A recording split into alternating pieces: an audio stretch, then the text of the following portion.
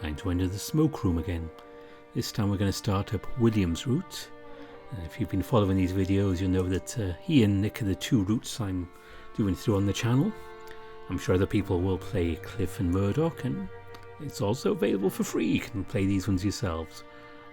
So we're just going to pick things up while we left them off. And let's tell William the truth this time. I'm just not sure about the weasel or the fox right now. The noise in this room isn't getting any quieter. I can't stop thinking about how I'm in a room full of noisy, panicked people, and that I'm the direct cause of it. Of all the nights for Nick to stay away, I wish you wouldn't have picked this one. I'm not in the right mindset to work. I need somebody to talk to. And I can feel like something is staring at me. From somewhere above or somewhere below, where nobody else can see it. But I can feel it. Back when I felt its breath on my neck. This is only going to get worse, isn't it? You know, Sam, you really lucked out with the picks tonight. Why, if I were in your shoes... You let me alone! The room had quieted some. Some of the girls look at me. I hadn't meant to yell that loud, but it feels like everything is coming out tonight. Cynthia looks at me as if she has something on her mind, as if she has something she can't decide to ask or not. Murdoch narrows his eyes and frowns. Cliff looks to me down to the foxes, looking hapless. I'm not going to work tonight. Too spooked. If I may be bold, Sam, I'm spooked plenty of nights, but I'm half as tall and weigh 2/3 as less as you. So what's your real excuse for turning away business like this? I might have soured the mood myself. Some playful distractions can make things worse for some folks, not better. I'm sorry I was so casual with you, Sam. I feel there's no reason for everyone to be so tense. The West is a wild place, after all. I welcome some excitement. Nothing much exciting about this, I'm afraid. The mining and the railroad workforce are the lifeblood of this town, so if they aren't satisfied soon, it could mean big trouble. The mining union has made noise before, but it's never been this pressing at this hour. The door behind us opens suddenly. I stare at William. Our glances meet, but his gaze doesn't linger. Attention, folks. There's nothing left to fuss about. Todd handled this crisis. Everything's under control. You're all permitted to go now, for I should hope I don't have to point out how foolish you'll be to leave the building tonight. Considering circumstances, I won't be held responsible for your neck, so act accordingly. Some of the girls let out sighs of relief. Cynthia's already walking away with Cliff. She whispers into his ear and he turns back to look at me, but her stride doesn't allow him for him to tarry. She ushers him forward into one of the many doors leading to the halls. Murdoch lounges on one of the couches some ladies had vacated. His eyes are half-lidded and he looks frightfully bored. He dismisses every woman that approaches him and they leave with a shrug. I take a step toward William. My heart pounds in my chest, my sweat goes cold as it soaks into my fur. William. Sam? I swallow hard. I need to talk to you about something urgent. Can it wait? I grab his wrist and hold it, drawing my claws. My hands were shaking. My voice was hoarse. No, William, it really can't. William hums and tuts. Oh, fine, you got someplace quiet to talk? My room. Son of a bitch. Well, this had better be important, Sam. I taste the inside of my mouth, nod, and then march forward. Well, you have my attention. Tell me, what was so important you needed to drag me here? I take a deep breath. I think about a lot of things where I can say what I'm about to say. I figure that even if I did get away with killing Jack scot-free, that wouldn't matter to God. What I did can't be changed and I know I'm going to pay for it. But what I can't handle now is the fear and the guilt and the constant looking over my shoulder. If I'm finished, I want to feel finished, not this wretched in-between of waiting for the pin to drop. I knew that miner, William, the dead one. Did you now? I breathe in. I breathe out. He's real nice at first. Sometimes I'm still convinced they didn't mean it, that he was desperate enough to do the wrong thing at the last minute. That's how earnest it felt. At least how earnest it felt to me. Made me all sorts of promises. Made me feel wonderful things I hadn't felt in all my life. Then he let me down into the mines. I have to stop to clear my throat. Took my money. Took my dignity. Tried to leave me there to die. William's eyes narrow as his gaze bores into me. So after he attacked me, I got him first. I killed Jack, William. I'm the real reason the riot formed outside today and tonight. The big coyote shifts uncomfortably. He steps forward and grabs my shoulders. Okay. Here's what you're going to do right now. He was biting his lip and there's something wild in his eyes. At first I thought I wanted this. Now every fibre in my being is waking up. My brain is screaming that I want to be alive. I look down at his belt and notice William's gun. You're going to tell me everything from the beginning. That calms me down a little. How you met him? How you got yourself into this mess? How he attacked you? How you fought back? So I agree, and I tell him everything. The promises, that happy week, the mine shaft and the bags of rocks, then the pickaxe. I show him my scar too. William hums and lets go of me. That's your story then. Here's what I think. I think that putting a pickaxe between the eyes of that waste of space was the least stupid thing you've done during your stay in Echo. What? I hear the wood beneath my feet creak as I shift my weight. I'm not sure that I'm hearing these words correctly. Well, I've seen your balls plenty, Sam. But here's the first occasion that makes me think you got him. If you ain't lying to me, he played you like a damn fiddle. I can't believe this reaction. Nothing's making a lick of sense. I need to repeat myself. William, I'm a murderer. Well, unless you lie to me, boy? Bullshit. You think I'm a murderer for ever putting a bullet between a bastard's eyes? Done it more than once. Do you think you're the first to spill blood in Echo? Do you have any idea how many duels go south? How many bar fights, opium-kicked seizures and drunken arguments I've had to mop off the floor in this town? When it comes to life and death scenarios, there are winners and there are losers.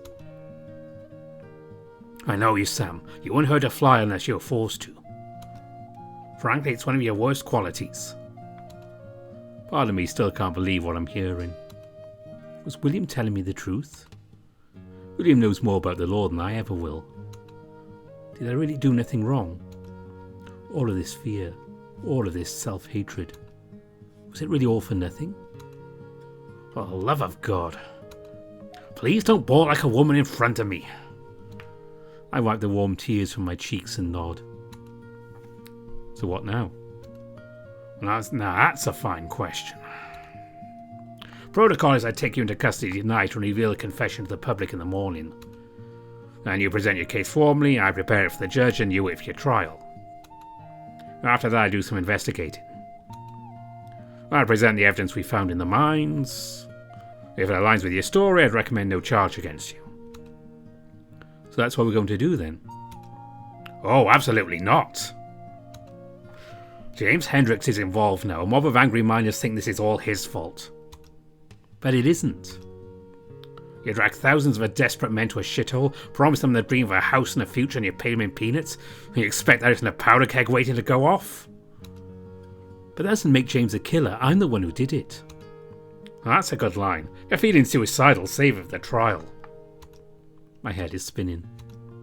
I don't understand what you're talking about. I just want to do what's right. Well, that's true. You don't understand plenty. So let me make it plain. James Hendricks owns the mine. But he doesn't own the town. As rich as his family is, they ain't trusted. James' granddaddy left people feeling uneasy, and his grandson's frivolous and neglectful. Town leaders don't like him or his shiny automobiles. Half his workforce hates his guts. But he'll spend any amount of any performance to the town's leaders he wants to win over. Have you come forward with the truth? You killed a man in self-defense? Well, I believe James would do anything in his power to make the workers that hate him feel less embarrassed. He wants them to like him. Well, I knew it would be so easy. I was afraid of something like that from the start. It ain't right. I don't deserve that. No shit, it ain't right. Well, it's true. Then what am I going to do? First thing you're going to do is quit your bitching. Like I said, in a normal situation we'd have a trial and you'd be free to fill your mouth with cream all night, or whatever else you do with yourself to stay busy. This ain't a normal situation. So you keep your mouth shut and forget what you told me. As for James, well, let's let that fester. Everything feels heavy again. I thought confessing would stop all this, but it just keeps happening to me again and again. What am I supposed to do right now this very night? Well, I was getting to that. But you're not going to like it. I haven't liked any of this, William. Murdoch has pictures of the body. We haven't had the opportunity to visit the crime scene. I want you to show me where it happened and where the bag of rocks was. My heart is beating against my ribcage. I think I can feel breath on my neck again. Why do you need me in that place? For such a thing. Because we're going tonight. I want to see for myself that you didn't lie to me. I don't want to go there, William. Well, it's either that or I'll take you into custody tonight. But you said you wouldn't do that. Well, that's the only way I'll be able to keep an eye on you before this matter is settled. Grab a lantern and be ready in 5 minutes. I cursed myself. There's no way I'm sitting in the jail cell. But the memories of that place have warmed me up to the idea of iron bars. I don't want to die just yet. If what William says is true and I haven't done anything wrong, maybe things will be okay. Maybe going back down there for just a little while will be the worst of this. I breathe in, I breathe out. The lantern's handle is cool to the touch when I grasp it. I lift it from my vanity and head out the door. I can see William waiting for me at the bottom of the stairs. The red fox is there too. He looks a bit haggard and I can read the agitation in the twitches of his tail. You still need me after all this? Oh, hush up, we've got places we need to be. I have other obligations early in the morning. You're getting paid your obligations tonight. You'll manage. Oh, very well, sir. The sudden change in the fox's tone, expression, and general cheeriness unnerved me. He went from irate to amiable at the drop of a hat. I reached the bottom of the stairs, and suddenly both the men give me their attention. Wait, you meant him? He's our man. Oh, really? The fox stated like a confirmation rather than a question. I will let you lead the way then, sir. Sam will light the way. Would you like me to hold the light for you, Sam? Don't, I want his hands busy. I don't have anything on me. Just a precaution, Sam. Even if that's true, I don't like being treated like a prisoner. When I open the door, I'm rattled by the hulking shadow that's been waiting just behind the door frame. Sam? Nick? I hate how croaky my voice sounds. The badger quickly looks around, catching William and Murdoch next to me. Oh, William. He looks at me and I can tell he recognises the guilt on my face. He was there that day. He saw my injury and knew where I was coming from. Where are you taking him? Oh, calm yourself. We don't need none of that. Frankly, it's a matter of the law. Sam claims to be a witness. That may or may not hold water. Did he now? I nod slowly. Nick adjusts his hat and looks behind him, looking more and more like somebody who's hitting him each growing second. Looks as if he's considering whether or not to leave right at this moment. It'll be handy to have more folks along who are familiar with the mines. Is that so? Well, I'll come along then. He's going to want to know everything. I don't think I have the energy to spill the worst thing that's happened in my life twice in one day. Well, Sam doesn't know the mines too well. I'll let you know if he's steering you wrong. I don't know whether or not I should feel grateful or betrayed by that comment. I know Nick knows. He saw straight through my lie 2 weeks ago. He probably just put all the pieces together, which is why he must have missed his appointment with me and only now intended to see me. He walks beside me, marching forward. Do you mind if I talk with him ahead in private, William? No concern of mine, as long as you're within 30 paces of us. I stare ahead, feeling nothing as we walk between shops. A few tumbleweeds pass us. So you must have heard about Jack today. My mouth dries out. Hard news to ignore. And you know that all of my people are upset about it too? Things like this can snowball. Oh, of course, of course. Well, they probably wouldn't have if my folks knew where you were 2 weeks ago. You could have told me, Sam. No, I probably couldn't have. But you're not ready to hear that, are you, Nick? So I just look away and think about what to say next instead. The lights of a few miners shine as we take a look a few blocks ahead. There's more than a few of them huddled in groups, bantering with one another. Get along home, fellas. The chatter in the miners stops when they recognise William's voice. We don't hear much more from them. Footsteps behind me stop. Is he all right? Sam, you have to go left here. What? My voice comes out as a mumble. You'll loop back to the hip if you go that way. He's right. It takes more willpower than I thought to stop myself. I swerve to the right, leading us up the dirt road.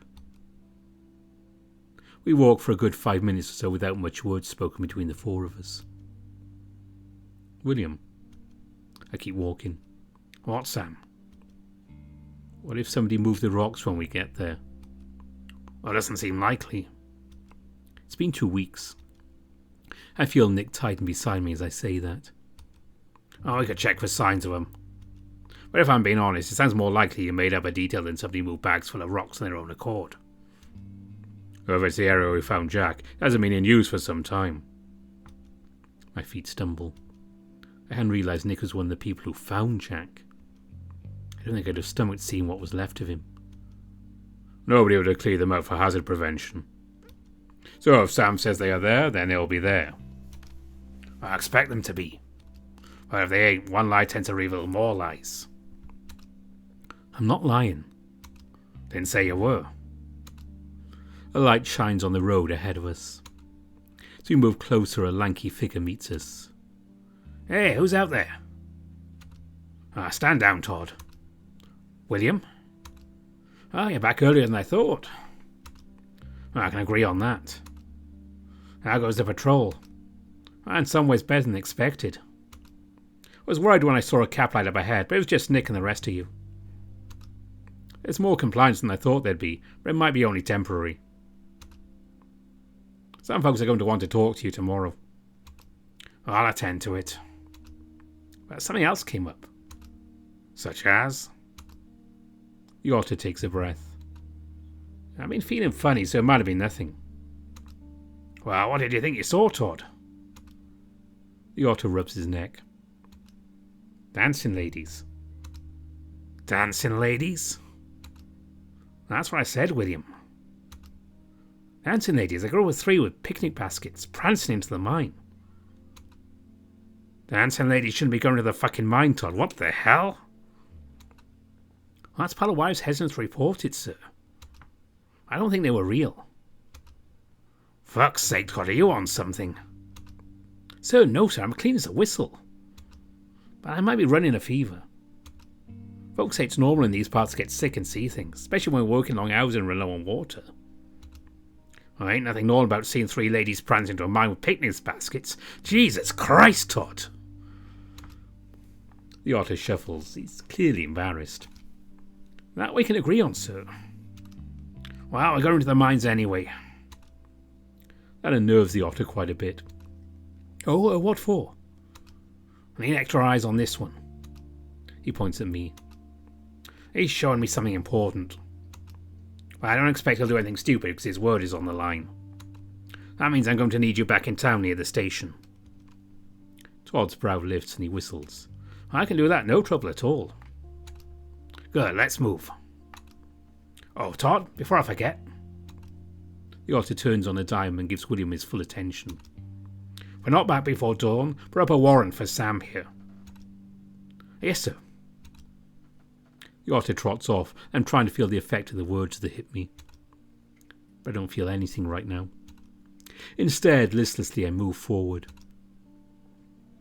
I take everybody around the front entrance and show them the boulder with the back entrance to the mine. Trying to tell myself that it's just an opening into the earth. That the air flowing out of the entrance doesn't feel like breath. That it doesn't feel like something is watching me all over again. I take my first step in. The air is already heavier. Nick approves my directions as I guide our group deeper into the area. I find that place in the dark where the walls start to get cramped. It'll be best for me not to pass through here. Nearly got stuck the first time. I should be able to pass through easily. Wait. Anybody else hear that? That sounded like laughter. Girls laughing. We listen for a little while longer. I wouldn't be surprised that our idol use haunted and less used passages down here. I used to do it. Might we please get this night over with? I mean, my guessing goes that tunnel first then. I can, but I have to be careful with my equipment. The fox goes in through before me. Then I go through with William tailing me. Nick stays behind. When I emerge on the other side of the cramped tunnel, that earthy, gritty smell clogs my senses and makes me want to vomit. There's a rusty stain where Jack's body fell, where his corpse and the pickaxe are gone. And so are the rocks. No! I circle the enclosure with my lamp, looking every which way, and I can't find the bags anywhere. They were here! I promise they were here! I'll stop this. He puts his hands on my shoulders. Take a deep breath. I nod frantically, but I feel myself about to break down again. William walks me back to the entrance to the tunnel. Walk me where he told you to go. So I do. But there was nothing there except spiky moss. Or at least what looked like moss. Jesus, that's a tarantula nest. I flinched away. My paw arm was brushed on the many bundles of legs. Those are adult-sized tarantulas. Usually you don't see them in clusters like this, and it's an October migration. Looks like they've been huddling for warmth, before cannibalizing one another. William kneeled down and slapped away a few of the layers of spiders with a flat rock. Oh, here's that sack of rocks. The big coyote turned and looked at me. See, you're good, Sam. My chest tightened as he smiled at me. He looked to Murdoch and jerked his head. Let's get photographs of these rocks for the case file. Alright, I'll need better lighting than an oil lantern for anything clear down here. The fox pulls a small cylindrical canister, tweezers, and a packet of matches on the inside of his vest. First he unfolds his camera, then turns a knob on top of it. He pulls a spool of thin metal from the tip of the canister and sets it down on the ground. Then he lights a match and ignites the strip. Are you going to want to look away? Away from what? I don't see anything. Whoa! The fox springs to his knees quickly and took a snap. Then he rolls the knob on his camera. I hear 3 phases of clicks and rolls before the blinding white light goes out. I've seen spots. Our magnesium takes a little time to burn. Once it starts, it won't stop. Anyway, I got the pictures. 3 should be enough. I take a deep breath and exhale. With this settled, Murdoch packs his things up. We leave one by one, this time me and William trailing behind the end. I know I should feel safe now, but my fur prickles up on the back of my neck. I still feel something watching me. At the entrance of the mine we get ready to leave. But some sickly, sticky guilt keeps me there. And then something happens I can't ignore. You just hear that? Hear what? That woman's voice saying I love you. I didn't hear anything. I'm lying through my teeth. Christ, Sam, you gotta be deaf. Maybe Todd wasn't seeing things after all. The coyote turned to yell into the tunnel. There's a bunch of pranksters in here, all best get home. This place ain't safe during the day when there's lots of people here. Poking around alone without experience is a death wish. There was no reply. But something from deeper in the mines responded. Something that sounded like a mix between high-pitched laughter and dead leaves. I can tell from William's face that he heard something too. But he turns away. As we walk, I think about what I told William. I didn't hear a woman saying I love you. And that part was the truth. Because I heard something else. Aren't you hungry too? I did not look back. I did not speak to that voice. I just stared at William's back, who was willing to walk in front of me now, guiding us home with a lantern. Nikolai broke away from our line first. I had to stop him from leaving so abruptly. We didn't get to talk much, Nick. Oh no, we didn't. I'm not sure that I want to right now. But Nick... Well, I'll see you again in a few days, Sam. Again, I don't want to talk right now. I don't blame him for being this upset. Nick is always the one who I can talk to about anything. But I couldn't face him this time. Not about this. And he knows I confessed before telling him. I wouldn't trust me either. I wouldn't have promised to see me later. That one doesn't talk much. But he's not very good at hiding how he feels. Some of us talk enough for the rest of us. So much that there isn't always room left for the rest of us. But you decided to say what needed to be said anyway. It could have been so much worse for you. I flinch a bit when the fox puts his paw on my shoulder and gives it a small squeeze. It's hard to do the right thing, handsome. I feel myself wince. It's such a mess. William will clean it up. It's what he's good at. I'm not a maid, Fox. I should hope not. Your office is a disgrace. The hell? Regardless. The gallant protect the gallant, remember that. I think your big earnest friend will come to that conclusion in time too. Now, William. I'm tired. I'm going home. Yeah. I'll have the pictures developed in about 3 days and I'm allowed to prioritise that. Oh, it might not be necessary, but I'll see if I can convince your pa to do.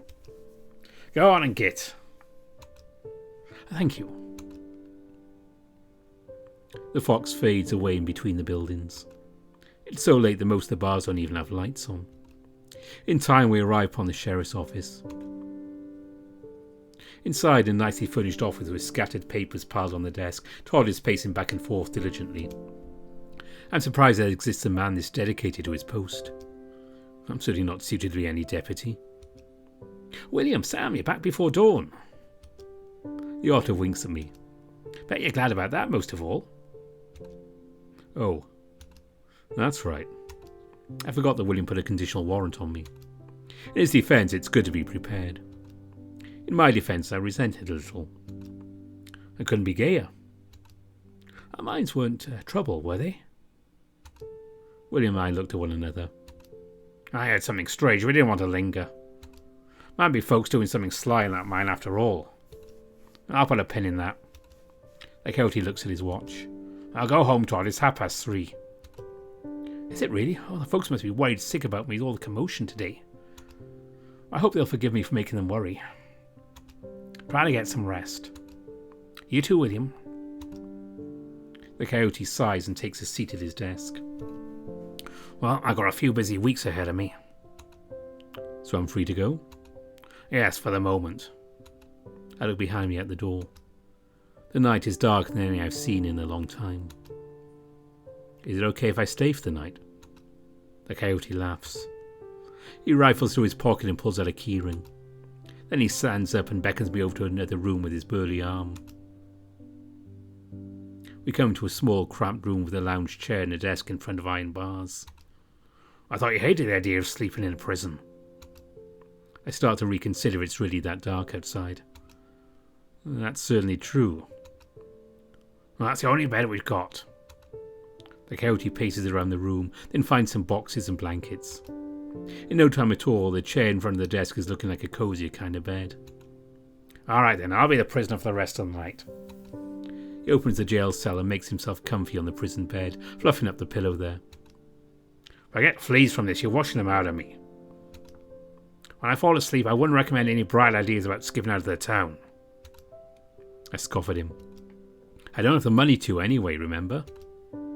The coyote flips me a coin through the bars. I stare at it. Where did you... I saw it lodged in the wall when Murdoch lit the magnesium. Our mouthy bastard nearly blinded me twice when it sparkled. Tears spilled down my face. And for the first time in weeks they were tears of gratitude, not fear, nor resentment, nor self-disgust.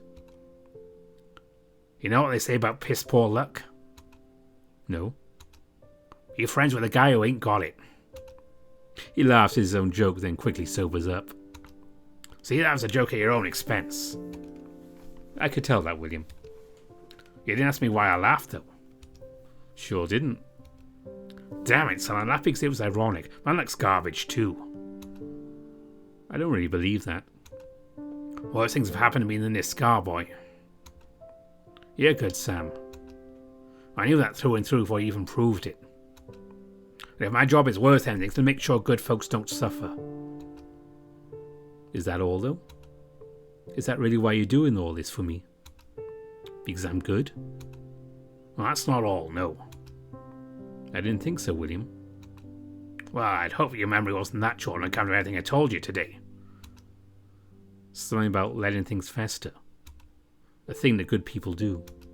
Obviously. Well, you don't have to believe it. That's my task. But you should go easier on yourself. Can't do nothing about a rotten world, but be less rotten.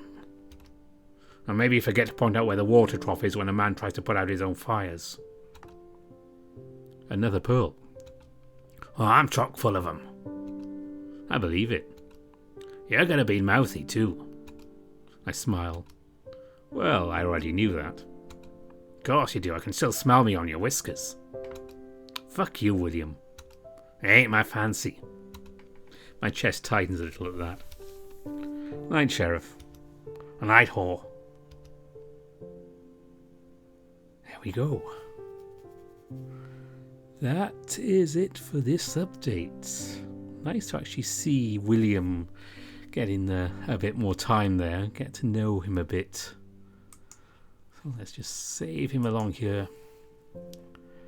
So the next update I think will be, well, what I'll be doing is Nikolai's route, and I think it's going to be William after him. I think that's how we're working it. So yeah, until then, I will be taking a break from the smoke room. But of course, there are more updates coming, which will be Murdoch and Cliff. So definitely give this one a play if you can, and support on Patreon. And the next video coming up will be Tyson's route in Password. So, bye for now.